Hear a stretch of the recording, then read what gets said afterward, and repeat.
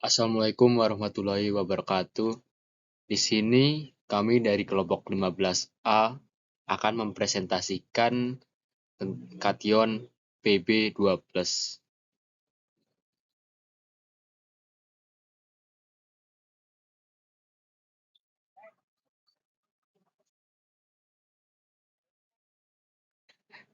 Di sini adalah anggota kelompok kami. Yang pertama adalah Muhammad Ibrah Syahputra, NIM 2309-2031. Yang kedua adalah Rahmasari Diah Pramesti, NIM 2309-2038. Yang ketiga adalah Cavita Cindy Fernanda, NIM 2309-2060. Lalu, apa sih yang dimaksud dengan kation Pb2+ itu atau timbal? Kation Pb2+ adalah ion positif dari unsur timbal Pb yang terbentuk ketika atom timbal kehilangan 2 elektron. Ini membuatnya memiliki muatan positif 2. Kation ini sering terbentuk dalam senyawa kimia, seperti dalam senyawa timbal nitrat PbNO3 2 atau timbal klorida PbCl2. Kation Pb2+ seringkali terlibat dalam reaksi kimia, terutama dalam konteks kimia anorganik dan lingkungan. Selanjutnya di sini ada gambar dari kation Pb2+. Kation Pb2+ juga termasuk dalam kelompok 1. Kelompok 1, kelompok kation yang mengendap dengan adanya Cl dalam suasana asam. Contoh kation lainnya yaitu Ag dan Hg2+.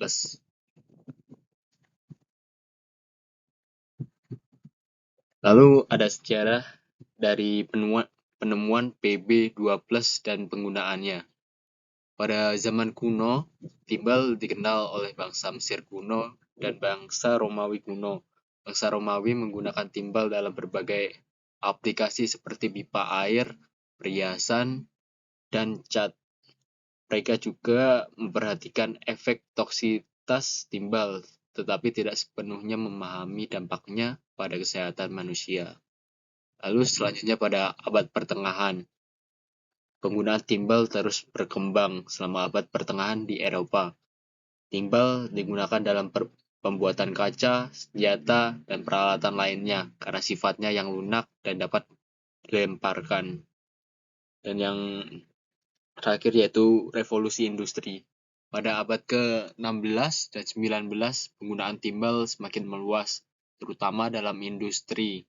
Timbal digunakan dalam pembuatan cat, baterai, kabel, dan pipa. Namun, tingkatan penggunaan timbal ini juga memunculkan kekhawatiran akan dampaknya terhadap kesehatan manusia dan lingkungannya.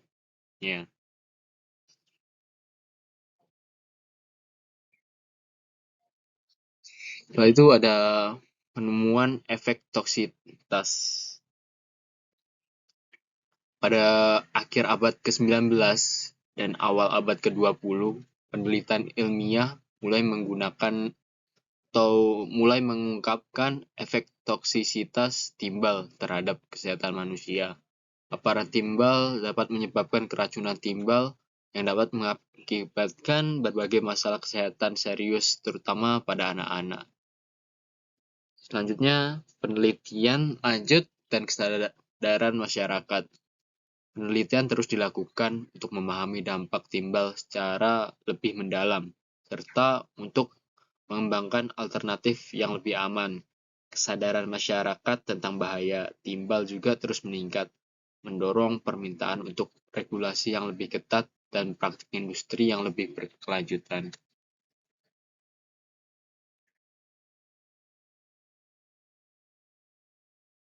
Selanjutnya di sini ada massa molar. Massa molar relatif ion Pb2+ adalah sekitar 207,2 gram per mol.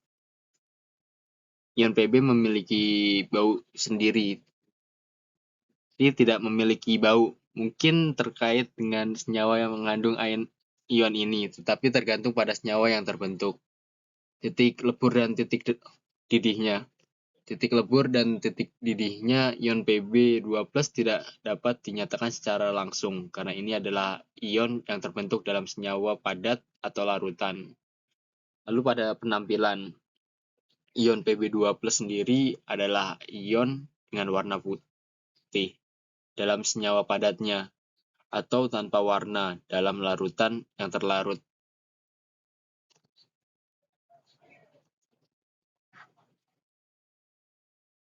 Sifat-sifat yang dimiliki oleh kation Pb2+ atau timbal. Yang pertama ada kepekatan dan kelarutan. Kation Pb2+ memiliki kecenderungan larut dalam senyawa seperti air, asam, dan beberapa senyawa organik. Yang kedua, struktur kristal. Secara kristalografi, kation Pb2 atau yang sering disebut dengan timbal dapat membentuk kristal berstruktur kubik atau heksagonal tergantung pada kondisinya. Yang ketiga, warna dan sifat fisik. Kation Pb2+ cenderung berwarna putih atau abu-abu. Ini memiliki berat molekul tinggi dan titik leleh yang rendah. Untuk kegunaan kation Pb2+ atau timbal. Yang pertama dalam industri baterai, kation Pb2+ digunakan dalam pembuatan aki timbal asam yang telah menjadi sumber daya listrik. Yang kedua dalam pelapisan dan pelindung, digunakan dalam pelapisan untuk perlindungan logam dan struktur bangunan. Yang ketiga dalam industri cat, senyawa Pb2+ seperti timbal 2 atau oksida atau Pb 0 dan timbal karbonat atau PbCO3 digunakan sebagai pigmen putih dalam cat, keramik, dan plastik. Yang keempat, perlindungan radiasi digunakan dalam peralatan perlindungan radiasi seperti pelindung sinar X dan penyerap radiasi gamma. Yang kelima, dalam industri elektronik digunakan dalam soldering karena memiliki titik lebur yang rendah dan kemampuan untuk membentuk lapisan perlindungan di permukaan logam. Dan yang terakhir, dalam industri kristal, digunakan dalam pembuatan kaca kristal dan keramik yang memiliki kepadatan tinggi dan kilauan yang menarik. Selanjutnya, untuk cara pembuatan kation Pb2+ atau timbal, yang pertama dilakukan ekstrasi biji, yaitu proses ekstrasi timbal dari biji-bijian menggunakan metode seperti flotasi, olahraga, pengendapan, atau elektromagnetisme. Kemudian, yang kedua, proses pengolahan sinter, yaitu pembuatan kation Pb2+ dari timbal murni yang melelehkan dan memadatkan material untuk diubah menjadi bentuk yang lebih berguna. Yang ketiga, pengolahan kimia, yaitu beberapa teknik kimia seperti elektrolisis digunakan untuk memperoleh kation Pb2+ yang murni dari senyawa timbal kompleks. Pengujian untuk kation Pb2+ atau timbal, ada beberapa uji yang dapat dilakukan untuk mengetahui suatu sampel apakah mengandung kation ini atau tidak. Yang pertama dilakukan dengan uji organoleptik, yaitu melihat bentuk, warna, dan menguji keasaman pH. Yang kedua dilakukan uji nyala. Dilakukan dengan menggunakan OSE yang sudah steril, kemudian dimasukkan ke dalam sampel dan dibakar di atas api bunsen. Nyala api yang dihasilkan dari kation ini atau kation Pb2+ adalah nyala api warna biru. Yang ketiga, uji kelarutan, yaitu sampel ditambahkan dengan preaksi, kemudian dilihat apakah ada reaksi yang terjadi, kemudian hasil dicatat dan disamakan dengan tabel stabilitas. Yang terakhir yaitu uji identifikasi. Yang pertama, sampel ditambah 2-3 tetes K2CrO4 akan terbentuk endapan kuning, dan yang kedua, sampel ditambah 2-3 tetes Kl akan terbentuk endapan kuning PbL2. Reaksi-reaksi kation Pb2+.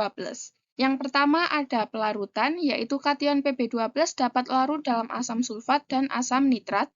Yang kedua, pelindian, yaitu kation Pb2+ dapat membentuk senyawa dengan asam fosfat dan senyawa organik tertentu. Kemudian yang ketiga, ada pelarutan elektrolit, yaitu dalam larutan elektrolit, kation Pb2+ mampu mengendap sebagai timbal peroksidase. Ini ada beberapa reaksi kation Pb2+ atau timbal yang diperoleh setelah kita melakukan uji, yaitu yang pertama ada Pb2+ ditambah NaOH sedikit menjadi PbOH2. Yang kedua ada Pb2+ ditambah NaOH berlebih akan menjadi PbOH4 2-. Yang ketiga Pb2+ ditambah H2SO4 menjadi PbSO4. Yang keempat Pb2+ ditambah 2Cl menjadi PbCl2. Yang kelima PbNO3 2 ditambah 2Kl menjadi PbL2 ditambah 2KN3. Yang keenam PbCl2 ditambah 2 AgNO3 menjadi PbNO3 2 ditambah 2 AgCl. Dan yang terakhir yaitu Pb2+ ditambah NH3 sedikit menjadi PbSOH2 ditambah 2NH4.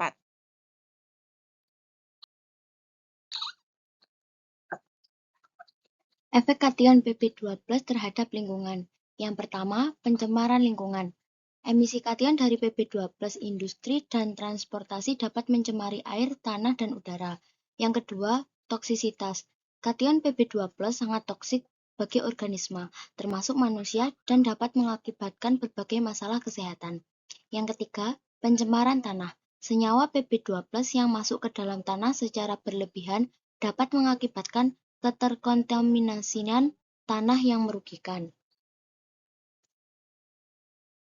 Standar keamanan untuk melindungi masyarakat dari paparan timbal. Yang pertama, batas maksimum. Pemerintah menetapkan batas maksimum untuk paparan timbal dalam berbagai konteks seperti air minum, udara, makanan, dan produk konsumen. Batas ini didasarkan pada penelitian tentang efek kesehatan timbal dan seringkali direvisi sesuai dengan penemuan baru atau perkembangan ilmiah. Kemudian yang kedua, pemantauan lingkungan. Program pemantauan lingkungan dilakukan untuk mengukur kadar timbal di udara, air, dan tanah secara teratur. Data ini digunakan untuk mengidentifikasi sumber-sumber kontaminasi dan pengambilan tindakan korektif jika diperlukan. Yang ketiga, edukasi masyarakat. Kampanye penyuluhan dan edukasi masyarakat dilakukan untuk meningkatkan kesadaran akan bahaya paparan timbal dan langkah-langkah yang dapat diambil untuk mengurangi risiko, seperti menggunakan filter air, menghindari cat yang mengandung timbal, dan menjaga kebersihan tangan. Yang keempat, penggunaan alternatif. Mendorong penggunaan alternatif yang aman dan ramah lingkungan untuk bahan-bahan dan produk yang biasanya mengandung timbal. Ini termasuk pengembangan cat tanpa timbal, bahan bangunan ramah lingkungan, dan opsi lain yang lebih aman. Yang kelima, penegakan hukum. Pemerintah menegakkan regulasi yang ada melalui inspeksi, pengawasan, dan penegakan hukum terhadap pelanggar.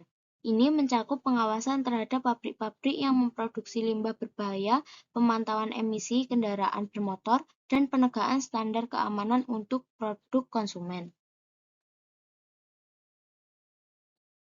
Keberadaan anion Pb2+ di alam. Timbal atau Pb2+ secara alamiah terdapat dalam jumlah kecil pada batu-batuan, penguapan lava, tanah, dan tumbuhan. Timbal komersial dihasilkan melalui penambangan, peleburan, penghilangan, dan pengolahan ulang sekunder. Suyono, Pix 1995. Sumber-sumber lain yang menyebabkan timbal terdapat dalam udara ada bermacam-macam. Limbah timbal dapat masuk ke badan perairan secara alamiah, yakni dengan pengkristalan di udara dengan bantuan air hujan. Unsur timbal atau Pb2+ yang ada di lingkungan. Unsur timbal juga dapat ditemui pada benda-benda yang ada di sekitar manusia, seperti pipa air, cat rumah, cat air, perlengkapan seni, baterai, bensin, kosmetik, mainan anak-anak, dan makanan kaleng. Sekian presentasi dari kelompok kami. Wassalamualaikum warahmatullahi wabarakatuh.